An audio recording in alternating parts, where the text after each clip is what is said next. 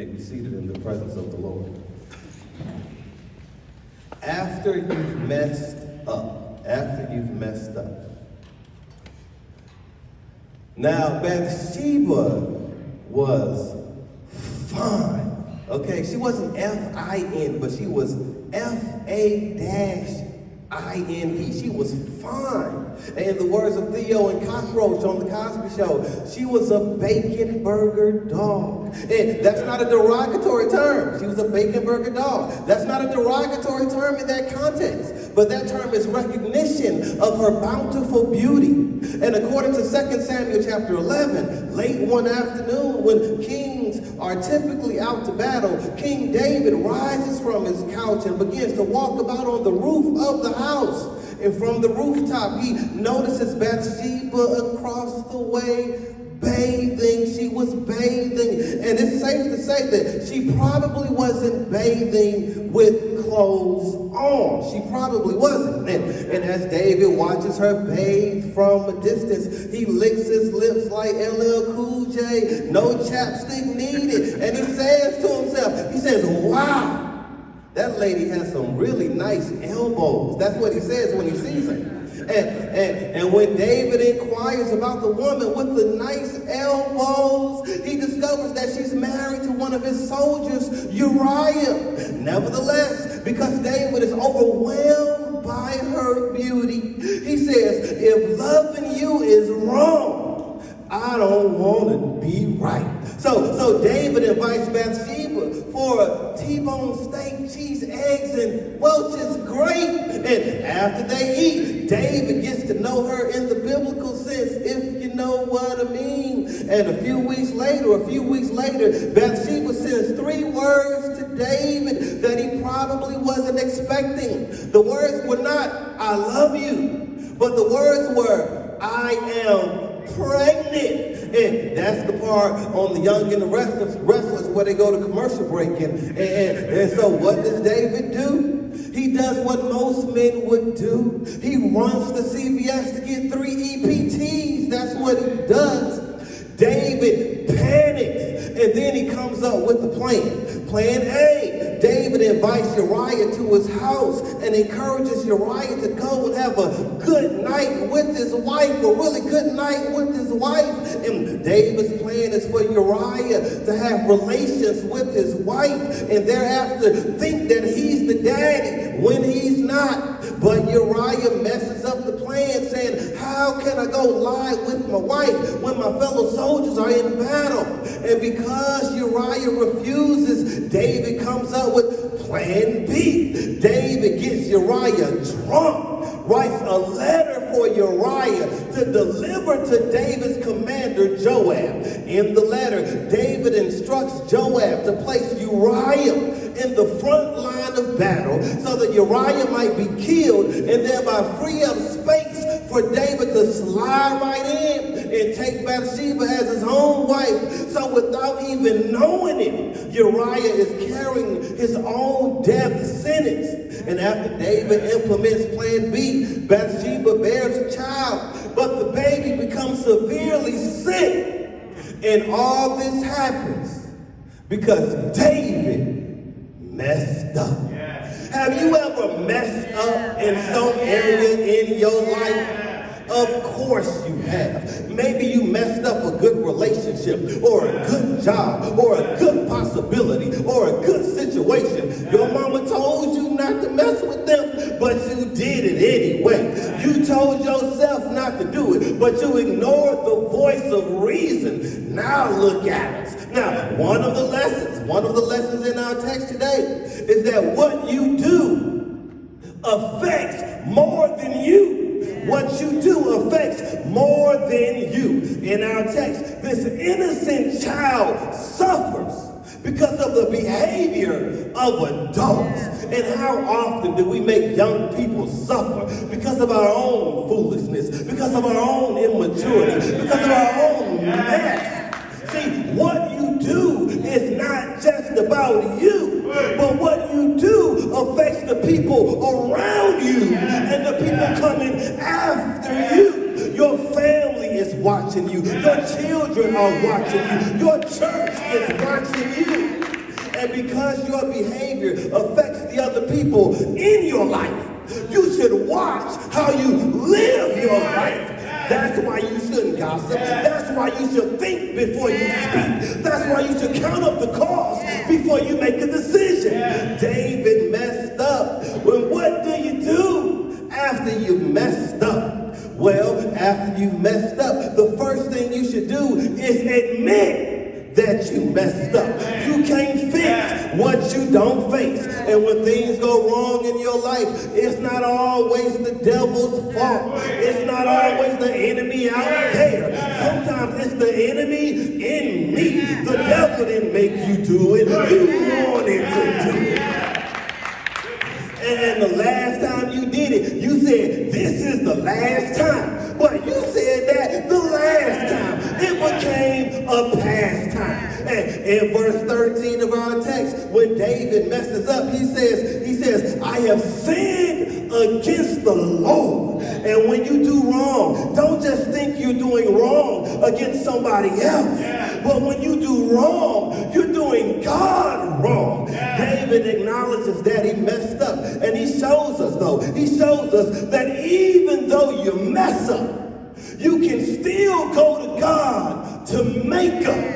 According to verse 16 of our text, when David discovers that the child is ill, he pleads with God for the child, and David fasted and lay all night on the ground. David prays and prays and prays and prays. And on the seventh day, the servants tell David that the child is dead. Now wait a minute. I thought that if I prayed and prayed and prayed, that God would give me what I'm praying for. David prays persistently, and the child still dies. Have you ever prayed for something but didn't get it? Of course you have. And there are times when things don't work out the way you planned for them to work out. There are times when things don't happen the way you hoped they would happen. There are times when disappointment will come strolling down your street, when trouble will pull up in your driveway, when tragedy will come knocking at your door. There are times when you are left with the mess of a mess up.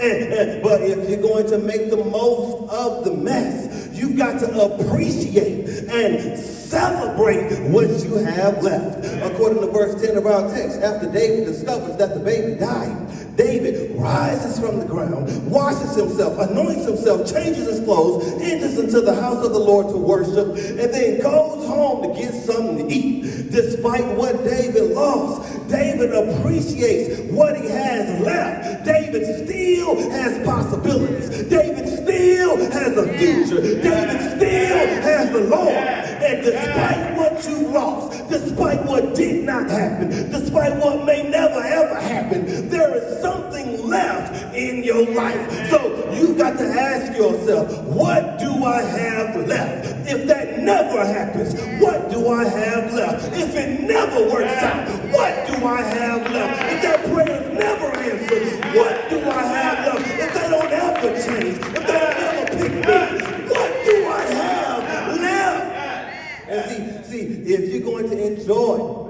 the rest of your life, you got to appreciate what you have left in your life. And the thing you've got to understand is that God doesn't stop being God just because you don't get what you want. See, if I never give my child an iPhone, if I never get her a pair of Air Jordans, I'm still her father. I still love her. I'm still there for her. I'm still going to always have her back. Just because God doesn't answer every prayer in your life doesn't mean that God isn't the best thing in your life. And people kill me talking about, I'm mad at God. What? Have you bumped your head? What in the ungrateful, spoiled, lost your mindedness is that? See, you mad at the one who's giving you everything you have. You're mad at the one who allowed you to see this day. You're mad at the one who gave you another chance. You're mad at the one who made sure you have every single thing you need. What? See, you may not have everything you want, but good grief, hasn't God made sure you got every single thing you need? Didn't God wake you up this morning? Didn't God start you on your way? Didn't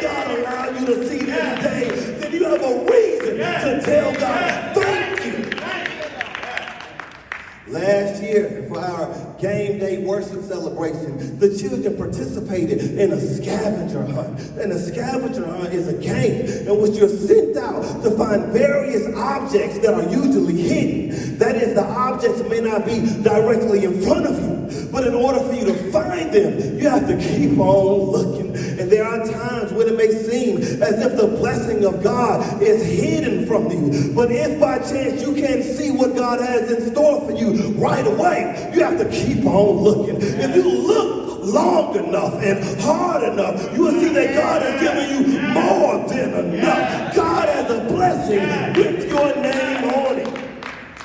Now, have anybody ever order a fountain drink with ice? Maybe at Chick-fil-A or McDonald's, anybody get a fountain drink with ice? Anybody? Now, once you sip the drink to the bottom, then right, that noise, and you start maneuvering the straw around and stabbing the ice like you in a horror movie to see if you can get one more sip out. And you say, I know there's another sip in here somewhere. And in this life, when it feels like your cup is empty, you need to tell yourself, I know there's another sip in here somewhere. I know there's a blessing for me in here somewhere. I know there's a breakthrough for me in here somewhere. I know God has more for me somewhere. And in our text, David loses the first child. He loses the first child. And I can only imagine the pain he felt. Nevertheless, even though David loses something, the story doesn't end without telling us that David gained something else. See, God doesn't answer David's prayer to preserve the life of the first child, but God does bless David. And according to verse 24 of our text, David consoles his wife Bathsheba, lays with her, and she subsequently bears a son whom he names Solomon. And according to verse 25, God loves Solomon and instructs the prophet to rename Solomon Jedediah, which means beloved of the Lord. And this shows us that even though God may be disappointed in you, God is not done with you. See, even though God may be disappointed in what you did, it's not over for you. Romans chapter 5 verse 20 says, where sin abounds, grace does much more. And even though God doesn't answer David's prayer, God does bless David in another way. God does bless him in another way. And you have to trust that when one way is blocked in your life, God can provide another way. This year, New Beginnings Church is reactivating the drama ministry, and the plan is to present a play on Father's Day and a Christmas play. And the reason we hadn't done a play since 2018 is that we wanted to save some money so we could invest in high quality sound. The plan was to invest in 2 floor mics, and one of our members, James Pryor, got an estimate for those mics at Sam Ash Music Store, and they were $900. And if you know me, you know I don't like spending a lot of money. And when James gave me the estimate, initially I was like, okay. See, buying these mics, it's been on our to-do list for about 3 weeks now. But I don't like spending a lot of money. Nevertheless, last week the plan was to go ahead and buy the mics. But on Tuesday, while I'm in the library studying, James gives me a call and tells me that Sam Ash has to order the mics and they won't be here until sometime in April. And when they tell him that, he calls another music store, Backstage. Backstage tells him we can rent the mics for the weekend for $20. And I say, oh, what you say? What you say? He says $20. And I'm thinking, okay, $900, $20. $900, $20. So as it turns out, the closed door at Sam Ash led to the open door at Backstage. And although you may encounter a closed door in your life, don't lose hope, because God might just have an open door waiting for you. See, when one way is blocked, God can make another way. And another lesson I want to point out in our text is that even after you've messed up, there is a peace that only God can give you.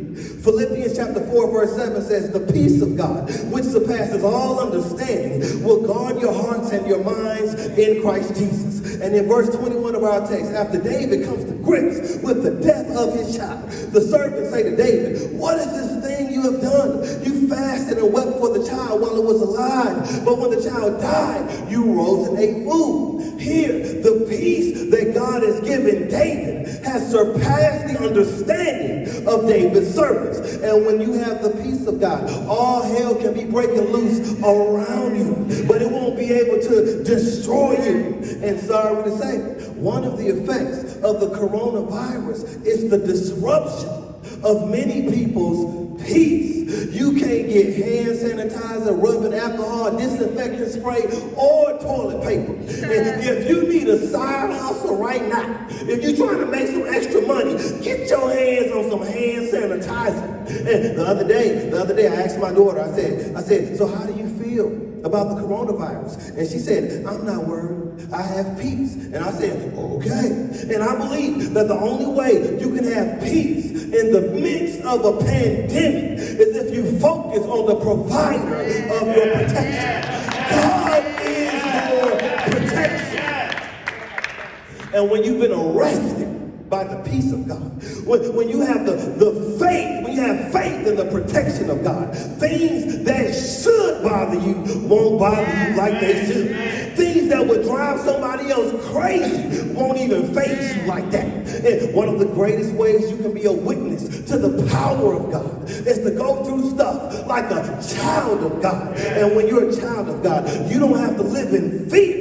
But when you're a child of God, you can walk by faith. Now, I've been looking for hand sanitizer, y'all. I've been looking for it for 4 days. I got a stash at my house on reserve, but I was just looking for some more. For 4 days, I've been looking for hand sanitizer. And right now, if you want a 1 ounce bottle of hand sanitizer from Amazon.com, it'll cost you $649.34. I'm not making that up. Well, I am a little bit, but anyway. The purpose of hand sanitizer is to protect you by killing the germs.